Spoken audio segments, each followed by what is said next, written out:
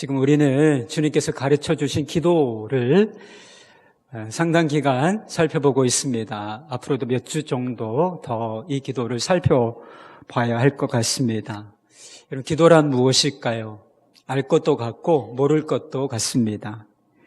오스왈드 샌더스라고 하는 분이 기도에 대해서 이런 정의를 내렸던 적이 있습니다. 약간 긴 느낌이 있지만 제가 한번 기도가 무엇인지 한번 읽어드려 보겠습니다. 기도만큼 복잡성과 단순성이 잘 조화된 영적인 활동은 없을 것이다. 기도는 어린아이의 말처럼 아주 단순할 수 있지만 반면 가장 높은 곳에 계시는 존귀한 분에게 도달할 만큼 아주 숭고한 것이다. 기도는 늙은 철학자로부터 어린아이에게 이르기까지 누구나 할 수 있다. 기도는 한순간의 외침이기도 하고 또 평생에 걸쳐 하는 것이기도 하다. 기도는 쉼을 누리는 것이지만 반면 영적인 싸움을 하는 것이기도 하다. 기도는 고뇌이며 동시에 지고의 기쁨이다. 기도는 순종하는 것이지만 동시에 끈질기게 포기하지 않는 것이기도 하다. 기도는 하나님을 붙드는 것이며 마귀를 결박하는 것이다. 기도는 딱 한 가지만을 목표로 할 수도 있지만 세계를 뒤흔들 만큼 많은 것들을 목표로 할 수도 있다. 기도는 겸손한 고백이 될 수도 있고 또 하나님에 대한 숭고한 경배가 될 수도 있다.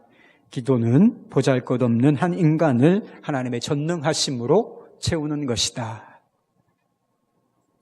기도에 대한 아주 탁월한 정의다라고 하는 생각이 들었습니다. 기도는 사실 뭐뭐다, 기도는 이런 것이다 라고 정의하기가 상당히 어려운 그런 영적인 활동이라고 할 것입니다. 아주 단순하지만 아주 다양한 측면이 있는 복잡한 활동이다 이렇게 정의하면서 기도의 속성들을 이렇게 잘 정리하고 있는 것 같습니다. 우리가 얼마나 연약하고 보잘것없는 사람들입니까? 여러분 그러시죠? 저 자신을 보면 정말 연약하고 정말 볼품없는 존재다 이런 느낌을 자주 받아요. 특별히 설교 준비할 때 내가 얼마나 실력이 없고 부족한 사람인가 하는 것을 항상 저는 절감하고 있습니다. 그런데 기도라고 하는 것은 우리의 삶을 정말 놀랍게 바꾸는 것입니다. 아주 연약하지만 보잘것없는 사람들의 삶의 수준을 확장시키고 높이는 것이 기도라고 하는 것입니다. 기도는 보잘것없는 한 인간을 하나님의 전능하심으로 채우는 그런 놀라운 활동이기 때문인 것입니다. 실제로 기도에 헌신하는 분들은 이것이 어떤 의미인지 아시게 되리라고 믿습니다. 주님께서 가르쳐 주신 기도에는 총 6가지의 간구가 있다고, 간구로 구성되어 있다고 말씀을 드렸습니다. 혹자는 7가지다라고 이야기하지만 대체적으로는 6개의 간구로, 청원으로 구성되어 있다라고 분류하고 있습니다. 그런데 우리가 지금까지 살펴본 앞부분 3가지가 하나님을 향한 기도예요. 하나님의 영광을 위한 기도, 하나님의 나라와 하나님의 뜻을 구하는 그런 기도인 것이지요. 그런데 이제부터는 기도의 방향이 달라지기 시작합니다. 기도의 방향이 우리를 향하고 있는 것을 보게 된다는 거예요. 그래서 4번째, 5번째, 6번째 이 간구가 우리 자신을 향하는 간구, 기도가 되는 것입니다. 오늘 우리는 우리를 향한 이 기도의 첫 번째 간구, 기도를 대하고 있는 것이지요. 그것이 무엇인가? 오늘 우리에게 일용할 양식을 주옵소서라고 하는 기도입니다. 그럼 일용할 양식을 구한다는 것은 단순히 먹을 것을 구한다는 의미가 아니에요. 육신의 생활에 필요한, 인간다운 생활을 영위하는 데 필요한 모든 것들을 공급해 주십시오라고 하는 그런 기도가 되는 것이지요. 지금까지 살펴본 기도의 수준과 범위는 아주 높고 광대하다고 말씀을 드렸습니다. 지극히 높으신 하나님의 영광을 구하고, 그리고 그분의 나라, 그리고 그분의 뜻이 이 땅 가운데, 세계 열방 가운데 이루어지도록 기도하라. 그렇게 우리가 배워왔습니다. 그런데 갑자기 기도의 범위, 그 수준이 아주 사소하고 낮은 곳으로 이렇게 바뀌어지는 것처럼 우리가 느껴질 수 있는 그런 기도를 대하고 있는 것입니다. 실제로 어떤 사람들은 생활에 필요한 것들을 구하는 기도를 아주 신령하지 못한, 영적이지 못한 육신적인 것이다, 이렇게 치부하는 사람들이 있는 것이 사실입니다. 나는 그런 기도 안 해, 나는 그런 수준 낮은 기도는 안 해, 이렇게 생각하는 사람들이 있다는 것이지요. 그러나 육체와 영혼을 지나치게 구분하고 영적인 것만 중요하게 생각하는 것은 결코 성경적인 생각이 아니라는 것입니다. 영적인 세계와 또 우리의 영혼이 거듭나고 하나님의 관계, 이것이 중요하지요. 그렇다고 해서 우리의 육체가 아무것도 아니다라고 하는 것을 의미하는 것은 결코 아닙니다. 사실 엄밀하게 따지면 인간은 육체와 영혼을 완벽하게 분리해서 설명할 수 있는 그런 존재가 아니라고 성경은 이야기하고 있습니다. 예수님께서는 이 땅에 메시아로, 그리스도로, 구원자로 오셨습니다. 그런데 이 땅에 오셔서 예수님께서 하신 활동을 보면 영적인 일만 하셨나? 그런 게 아닙니다, 여러분. 사람들의 병을 고쳐주셨잖아요. 사람들의 필요를 채워주셨습니다. 그리고 오병이어의 기적이 무엇을 의미합니까? 사람들이 말씀을 듣는데 때가 지나서 배가 고프기 시작했어요. 근데 그런 상황을 주님께서 아시고 사람들을 불쌍히 여기셨다는 것입니다. 그리고 그들의 배고픔이라고 하는 필요를 채우시기 위하여 이 오병이어의 기적을 일으키시는 장면이 성경에 기록되어 있습니다. 하나님께서 예수 그리스도를 통해서 구원하신 이 구원의 계획을 한번 생각해 보시기 바랍니다. 우리의 영혼만을 구원하시는 것이 하나님께서 계획하신 구원의 전부인가? 절대로 그렇지가 않습니다. 하나님의 계획은 우리의 육체까지 구원하시는 것입니다. 우리의 영혼을 영화롭게 하실 뿐만 아니라 우리의 육체를 더 이상 죄로부터 영향받지 아니하고 죽음에 눌리지 아니하고 고통에 압도당하지 않는 완벽한 육체를 갖게 하시는 것, 신령한 몸이라고 표현하고 있죠. 이 신령한 몸을 갖게 하시는 것, 육체의 부활을 얻게 하시는 것, 이것이 구원의 최종적인 모습이라고 성경은 밝히 이야기하고 있습니다. 이런 점에 비추어 보면 육체는 하찮은 것이다. 육체의 필요를 위하여 하나님께 무엇인가를 구하는 것은 수준 낮은 기도다. 결코 그렇게 말할 수가 없는 것이지요. 오늘 우리에게 일용할 양식을 주옵소서. 요 다음에 나오는 기도가 우리의 죄를 용서해 달라는 기도인 것입니다. 그럼 우리가 죄를 많이 짓고 살잖아요. 그러니까 우리의 죄를 용서해 주십시오. 이게 무슨 의미를 가진 기도입니까? 하나님과의 관계, 그 친밀한 관계를 다시금 회복시켜 주십시오. 영적인 필요를 구하고 있는 것이지요. 그런데 그 앞에, 그것에 앞서서 우리에게 일용할 양식을 주옵소서라고 하는 기도가 먼저 나온다는 사실을 한번 주목해 보십시오. 기도의 순서가 기도의 비중을 다루고 있는 것이다. 저는 그렇게 생각하고 있지는 않습니다. 그런데 육체는 하찮은 것이고 영적인 것은 중요한 것이다. 그런 게 아니라고 하는 것을 요 기도의 순서가 보여주고 있다라고는 저는 생각하고 있습니다.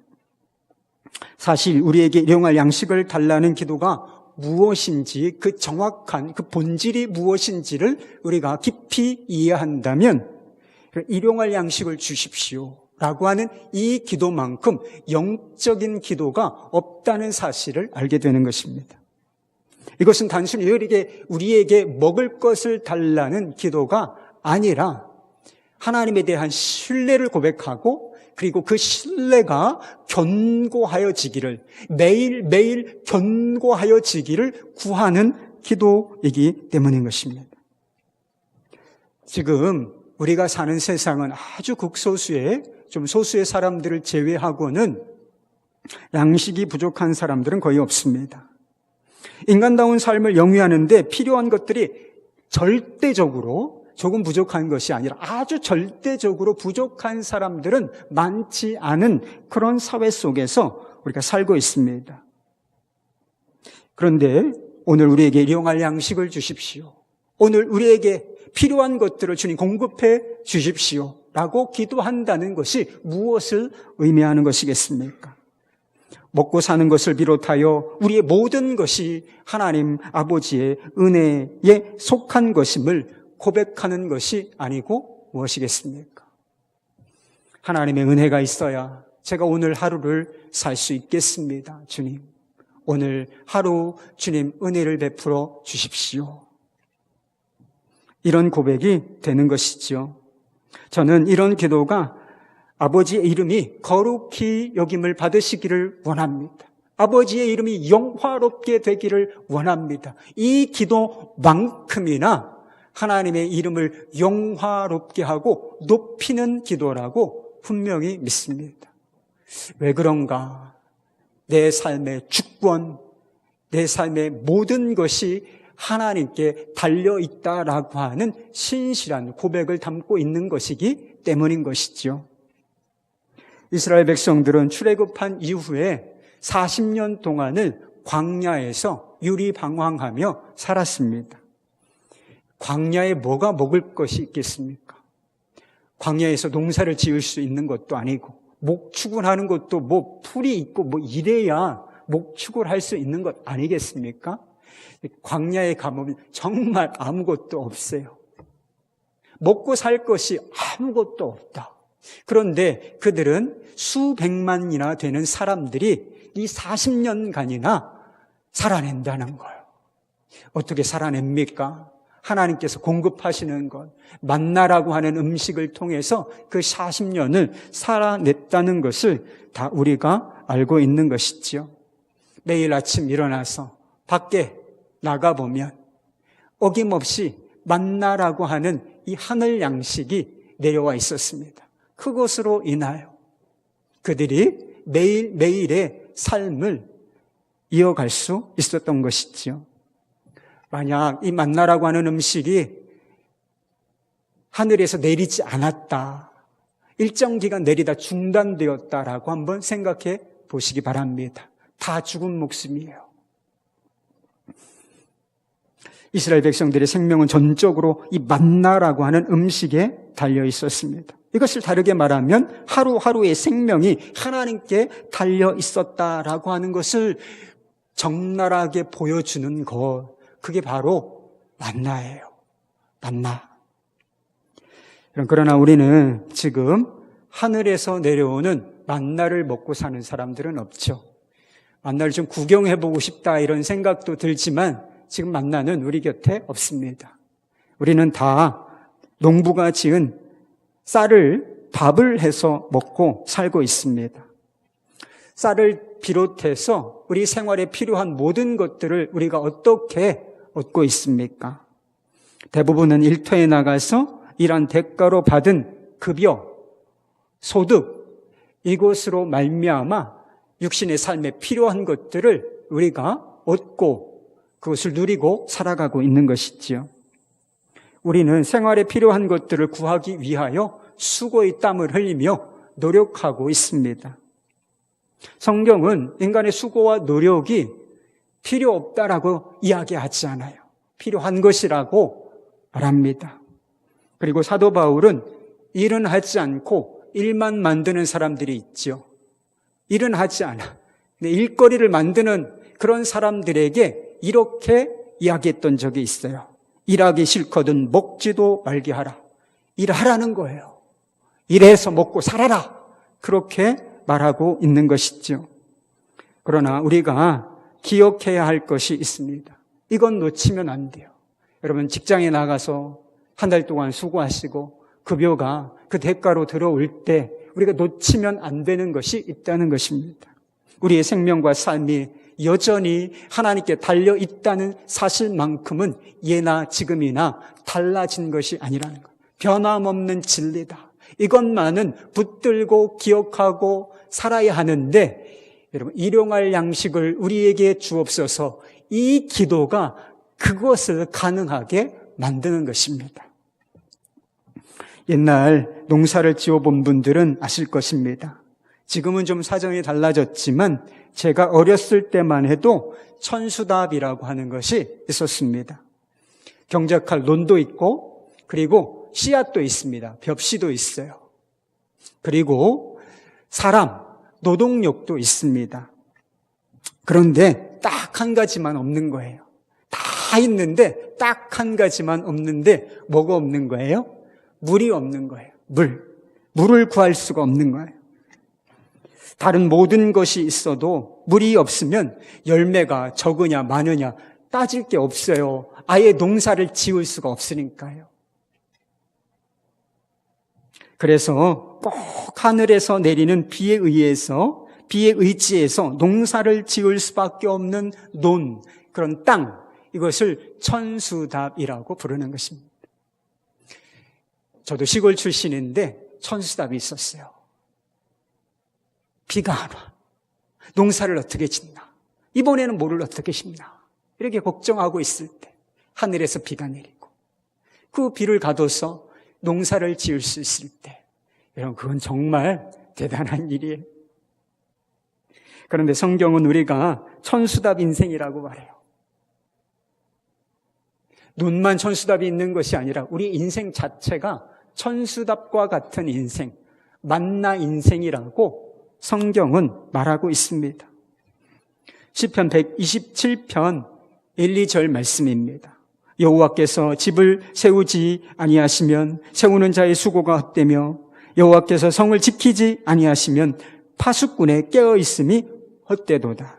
너희가 일찍 일어나고 늦게 누우며 수고의 떡을 먹음이 헛되도다. 여러분 다른 것은 다 있습니다. 지식도 있고 건강도 있습니다. 수고도 있고 노력도 있어요. 그런데 단 하나, 하나님의 은혜. 하나님의 은혜가 없으면 모든 것이 아무것도 아닌 것이 될 수 있다. 그렇게 말씀하고 있는 것입니다. 여러분 수고가 되고 노력이 결실로 이어질 수 있는 거 당연한 거 아닙니다. 하나님의 은혜가 있기 때문에 이 일들이 우리의 삶 속에서 이루어져 가고 있음을 보여주는 말씀인 것이죠. 사도 바울은 고린도전서 15장에서 우리의 수고와 노력 그리고 하나님의 은혜 이 두 가지의 상관관계에 대해서 이렇게 이야기했던 적이 있습니다. 10절 말씀이에요. 그러나 내가 나 된 것은 하나님의 은혜로 된 것이니 내게 주신 그의 은혜가 헛되지 아니하여 내가 모든 사도보다 더 많이 수고하였으나 내가 한 것이 아니요 오직 나와 함께 하신 하나님의 은혜로라. 사도 바울은 자신이 수고했다라고 이야기하고 있어요. 내가 수고한 게 있다라고 정직하게 드러내고 있습니다. 근데 내가 수고했다는 것을 이야기하고자 하는 것인가? 그렇지가 아니에요. 내가 나 된 것, 내가 사도의 자격을 얻고 그리고 내가 복음을 전파하여 이런 결실을 얻게 된 것은 나의 수고함 때문이 아니라 오직 열매 맺게 하시는 수고가 수고되게 하시는 하나님의 은혜로다. 하나님의 은혜를 드러내고자 함이었다는 것입니다. 모든 것이 하나님의 은혜입니다. 하나님의 은혜가 아니면 아무것도 아닙니다. 다르게 말하자면 사도 바울은 자신의 수고와 노력에 의지해서 살고 있다는 것이 아니라 그렇게 살아온 것이 아니라 오직 하나님의 은혜로, 하나님의 은혜에 의지하여 지금까지 살아왔음을 이런 방법을 통하여 고백하고 있는 것이 아니고 무엇이겠습니까? 많은 사람들이 열심히 수고하고 애쓰는 삶을 살고 있습니다. 게으른 사람들이 있어요, 없는 건 아닙니다. 그렇지만 대부분의 사람들은 먹고 살기 위하여, 어떤 소득을 얻기 위하여 열심히 노력하고 수고하는 그런 모습을 보이는데, 안타까운 사실은 무엇인가? 그렇게 애쓰고 수고하면서 염려로부터, 걱정과 두려움으로부터 도무지 자유롭지를 못하다는 것입니다. 이미 많은 양식을 가지고 있어요. 여러분들이 가지고 있는 재산을 다 팔아서 양식을 산다고 생각해 보십시오. 몇 년치 양식을 살 수 있겠습니까? 한 100년치? 아마 그 이상으로 아마 살 수 있는 여력을 우리가 실제로 가지고 있을 것입니다. 일반적으로 부족한 사람들이 있는 것이 사실이지만, 일반적으로 따지면 수십 년 그 이상으로 먹고 살 양식을 우리가 확보해 놓은 것이 일반적인 사실이라는 것입니다. 그런데 왜 사람들이 감사하지 못하고 여전히 마음이 가난한가요? 더 이렇게 늘상 더 이렇게 외치고 살아가고 있는 것일까요? 삶의 기반이 자기 자신에게 있기 때문인 것입니다. 자기의 수고와 노력에 의지해서 살고 있기 때문에 이 염려, 그리고 이 욕심, 탐심, 이런 것들로부터 자유롭지 못한 삶을 살고 있다는 거죠.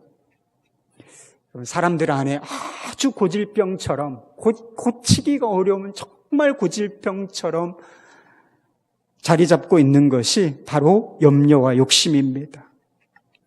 염려와 욕심이라고 하는 것이 다른 것처럼 보이지만 사실은 한 뿌리에서 자라나는 다른 나무, 다른 열매, 이렇게 표현할 수 있을 것 같습니다. 사람들이 왜 끊임없이 자신이 가진 것에 만족하지 못하고 욕심을 내는 것일까요? 더 많이, 이미 상당히 가졌음에도 불구하고 더 많이 가지기를 원하는 그런 소유욕을 보이는 것이겠습니까? 불안하기 때문이에요. 불안하니까 더 많이 쌓으면 조금 그 불안이 줄어들 수 있을까?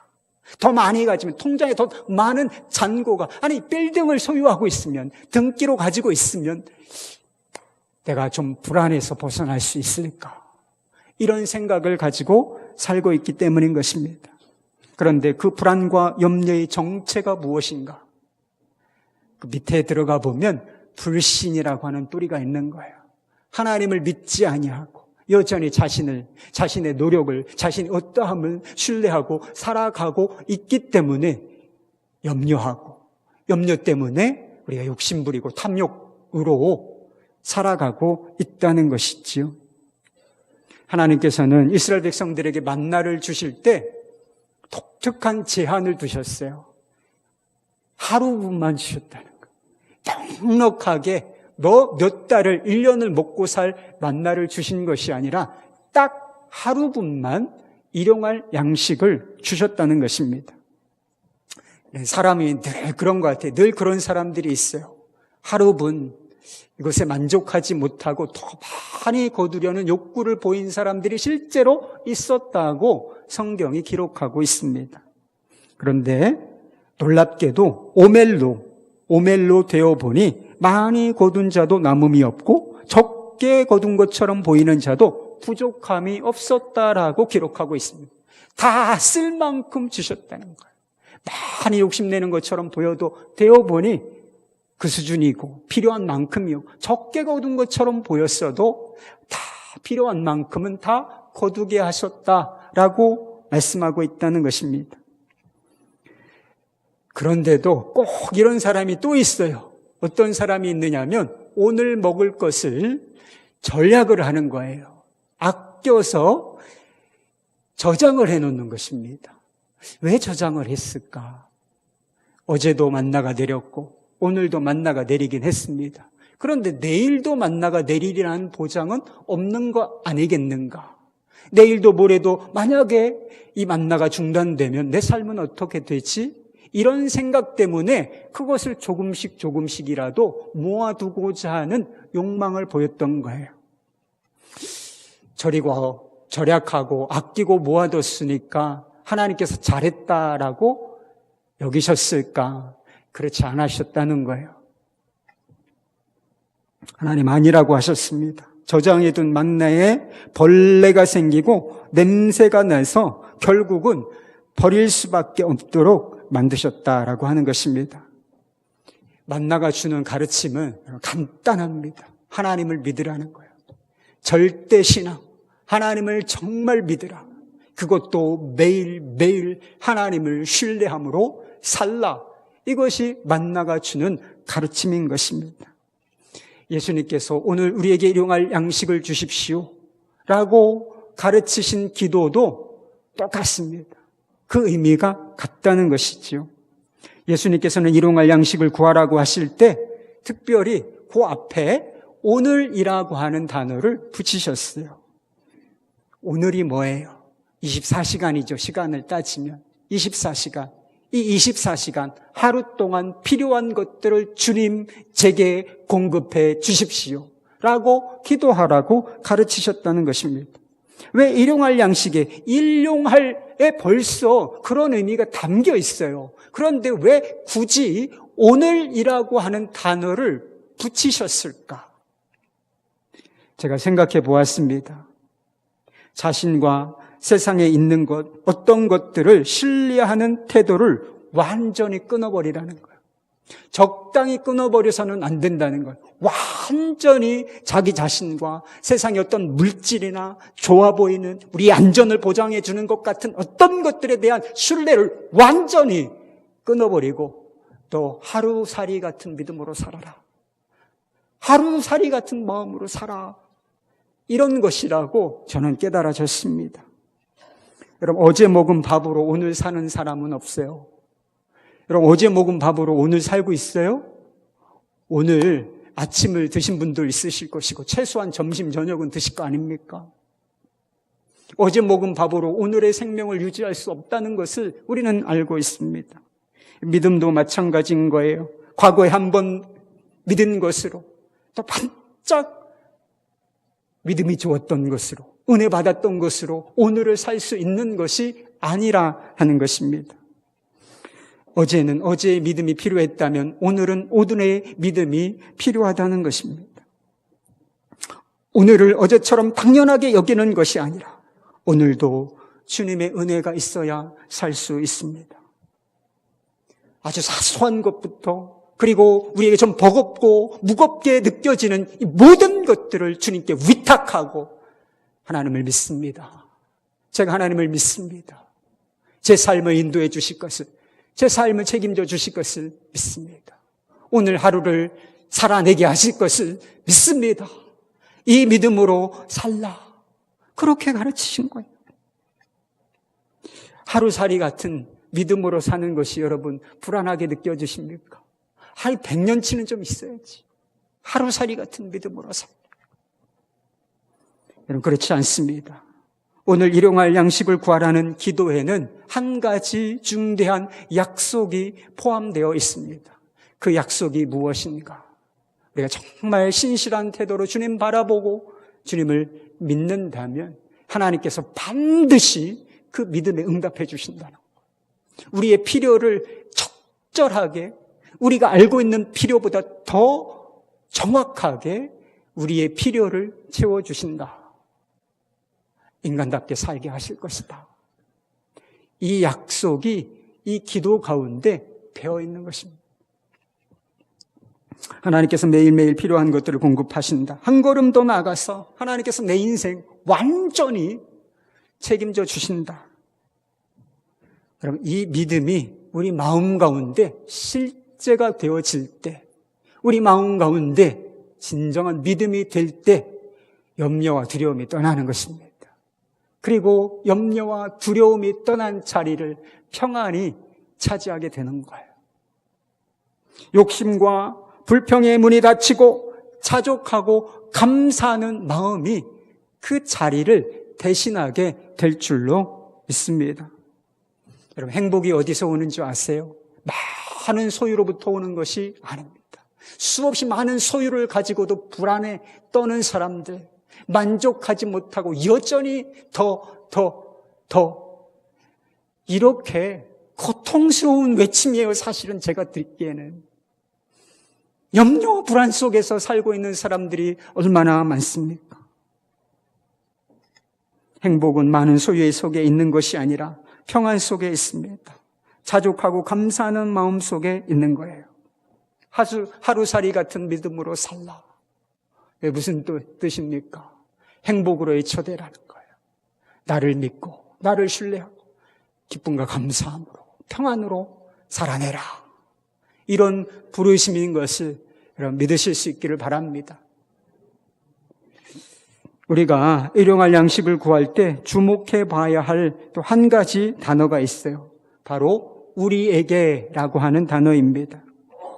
하나님께서 나의 필요를 채워주시기를 구하는 기도를 넘어서 공동체, 우리, 세상 좀 확대하면 우리의 필요를 채워주시도록 기도하라. 이렇게 가르치신 것이지요. 여러분, 우리는 아주 풍요로운 시대에 살고 있습니다. 우리가 5,000년 역사라고 6,000년 역사라고 하죠. 그런데 우리나라 지금 최고의 시대를 살고 있는 거예요, 여러분. 예전에 얼마나 힘들게 살았는지 역사적인 기록을 들춰보십시오, 여러분. 그런데 우리는 지금 최고의 시대, 아주 부유하고 풍요로운 시대를 살고 있는 것이다. 그렇지만 모든 사람이 이 부유함과 풍요의 혜택을 누리고 사는 것은 아니라는 사실이 안타까운 것이지요. 조금만 둘러보면 가난과 기근, 이 질병에 시달리는 사람들이 너무나 많다는 사실을 알게 되는 것입니다. 단 1%의 사람들이, 전 세계적으로 분석해 보면 단 1%의 사람들이 전 세계 부의 80%를 누리고 산다는 거예요. 나머지 90% 이상의 사람들이 단 20%를 나누어 쓰고 살고 있으니 그럼 부족하고 결핍이 있을 수밖에 없지 않겠습니까? 기근과 가난, 고통이 있을 수밖에 없는 거 아니에요. 사람들이 이렇게 욕심을 부리고 사니까. 어떤 사람들은 배가 불러서 죽고 있고 어떤 사람들은 먹을 것이 없어서 죽어가는 상황이 지금 이 사회 가운데, 이 세계 가운데 벌어지고 있는 일입니다. 이런 현실 속에 살면서 내 필요만 채워지면 된다. 내 배만 부르면 된다. 나만 잘 살면 된다. 여러분, 이런 태도를, 이런 마음을 하나님께서 기쁘게 여기시겠습니까?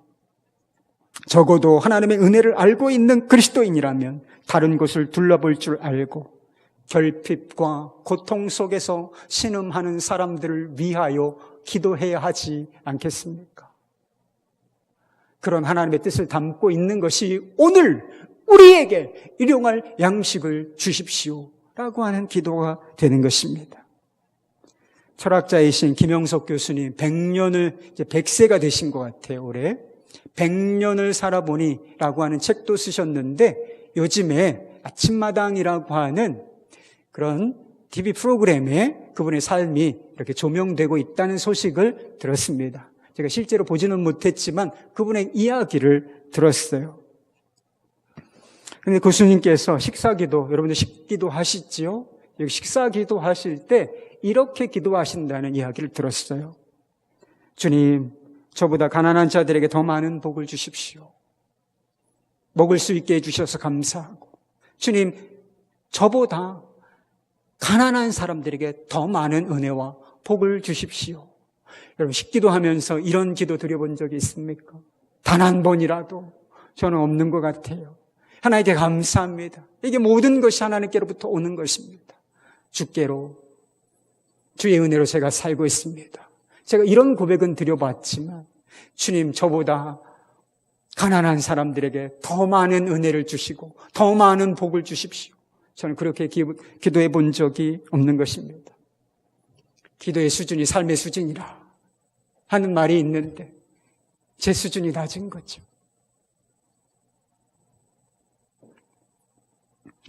하나님을 감동시키는 기도는 뭐 대단한 게 아니에요, 여러분. 하나님을 감동시키는, 기쁘시게 하는 것은 뭐 대단한 것에 있는 것이 아니라 하나님의 마음을 알아들이는 거예요.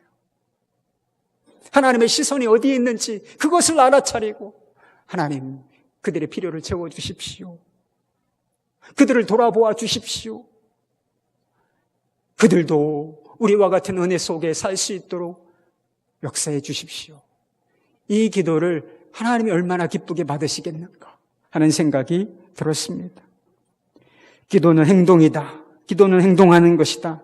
라고 주장하는 사람들이 있습니다. 모든 행동이 기도는 아니에요. 모든 행동이 기도는 아니지만 기도는 행동을 포함한다라고 하는 이 사실은 옳습니다. 우리에게 일용할 양식을 주십시오.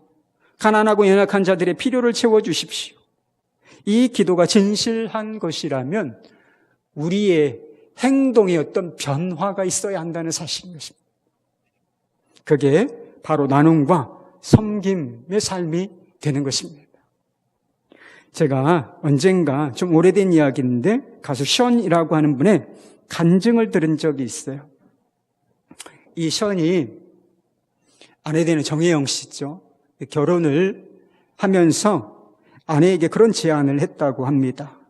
우리가 행복한 결혼 생활을 하게 되었는데 이 행복을 우리만 누릴 것이 아니라 다른 사람에게도 나누어 주자. 이렇게 하면서 제안을 한 가지 했는데 매일 10,000원씩 한꺼번에 모으려면 이거 부담이 되니까 매일 10,000원씩 가난하고 힘들고 어려운 사람들을 위해서 이 10,000원씩을 떼어놓자. 그래서 1년이 지났습니다. 얼마가 모였게요? 365만 원이 모여졌을 때 이것을 들고 청량리에 있는 파포 공동체에 가서 이것을 기부하고 그리고 거기에서 노숙자들을 섬기는 배식 봉사를 하고 이렇게 돌아왔다는 거예요. 그런데 돌아오는 과정 중에 이 아내가 이 션에게 그런 고백을 하더라는 거예요. 작은 것을 드렸지만 정말 큰 행복을 가지고 돌아옵니다. 나누는 게 복이에요. 정말 행복한 것입니다. 근데 바로 얼마 전에 제가 방송을 보게 됐는데 집사불체인가 뭔가. 이게 오래된 이야기예요. 결혼한 지 한참 지났잖아요. 그런데 지금까지도 이와 같은 일을 하고 있다라고 하는 것을 제가 알아차리게 됐어요. 한 번 1년으로 끝난 게 아니라 계속해서 이와 같은 삶을 살고 있다, 이 사람이. 그런 것을 제가 알아차리게 된 것이죠. 전에 섬기던 교회에서 동료 목사님이 이 가수 션을 강사로 섭외했던 이야기, 그 뒷이야기를 해준 적이 있어요. 자신이 섬기는 공동체에 전도 집회를 예정하고 있었는데 이 전도 집회의 강사로 누구를 초청하기로 계획을 했느냐? 션을 초청하기로 계획한 거예요. 그래서 시간이 되시냐 접촉을 하면서 섭외를 하면서 그리고 조심스럽지만 혹시 개런티를 얼마 정도 드려야 하겠는지를 물었다는 것입니다. 교회에서 일반적인 이렇게 교회만 섬기시는 분들은 알아서 책정해서 드리면 돼요. 근데 왜 굳이 물어야 됐을까? 이분은 연예인이기 때문에 그렇죠.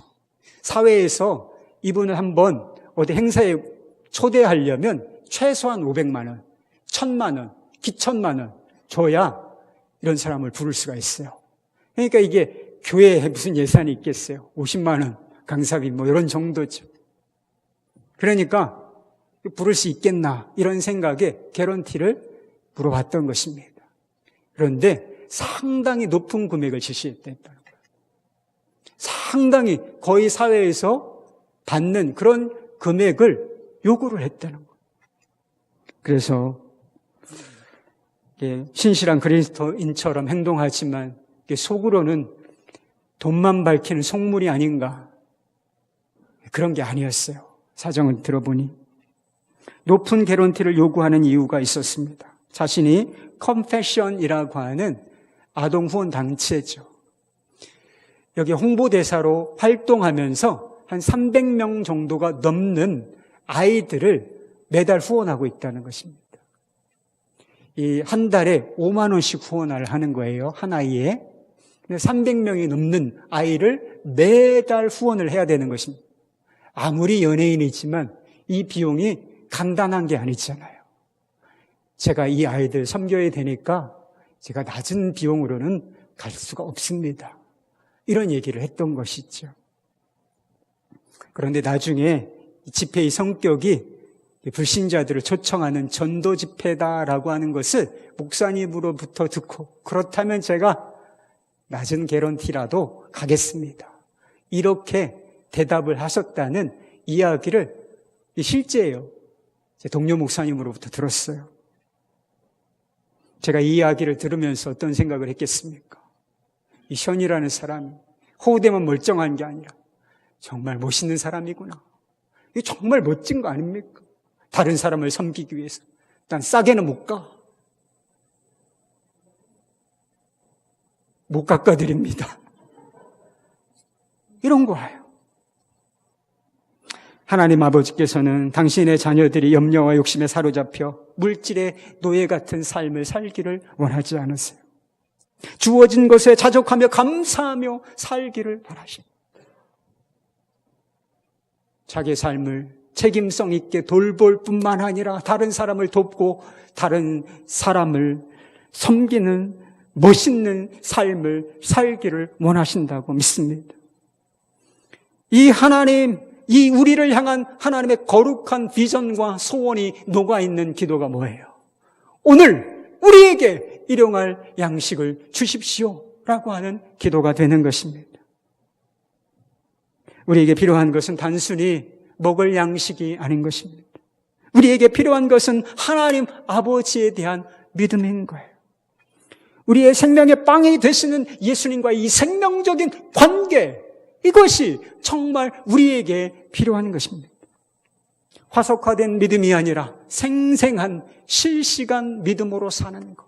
화석화된 관계가 아니라 주님은 내 살이시고 내 뼈이시다. 주님과 함께 먹고 마시는 이 생생한 실시간 관계 안에서 사는 것. 그것이 하나님의 뜻인 것입니다. 그 뜻 안에 살며 하나님께서 이끄시는 대로 하나님의 소원을 향하여 다른 사람의 유익을 구하고 다른 사람의 필요를 채우는 진정한 복 있는 자로 사는 것이 하나님의 뜻인 것 믿으실 수 있기를 바랍니다. 우리에게 일용할 양식을 주십시오. 위대한 기도예요. 우리에게 일용할 양식을 주십시오. 이 기도가 여러분들에게 실제가 되는 역사가 있기를 우리 주님의 이름으로 축복합니다. 기도하십시다.